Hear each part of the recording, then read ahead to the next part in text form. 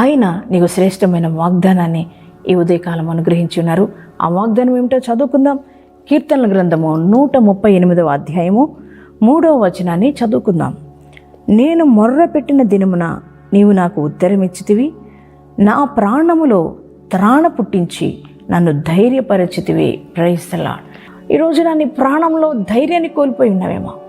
ఇక నా వల్ల కావట్లేదయ్యా, ఇప్పుడు వరకు అంటే నేను ఎలాగలాగా లాక్కొని వచ్చాను కానీ కుటుంబాన్ని, ఇక నా వల్ల కావట్లేదు. ఈ రోజును కూడా ధైర్యాన్ని కోల్పోయి ఉన్నావా? ఈరోజు ప్రభు మీతో మాట్లాడుతున్నారు. ఆయన మీ మొర్ర వినే దేవుడు. నీ శ్రమ, వేదన, బాధ, ఆర్థిక పరిస్థితులు అన్నీ కూడా చక్కపరచబడుతున్నాయి. దేవుని బిడ్డలారా, కృంగిపోవద్దు. దేవుని మాటను బట్టి ధైర్యం తెచ్చుకోనండి. దేవుడు మీకున్నాడు. మరి ఎవరైతే ఈ వాగ్దానాన్ని మీరు రిసీవ్ చేసుకున్నారో మీ అందరి హృదయాల్లో ఈ వాగ్దానం నెరవేర్చబడును గాక.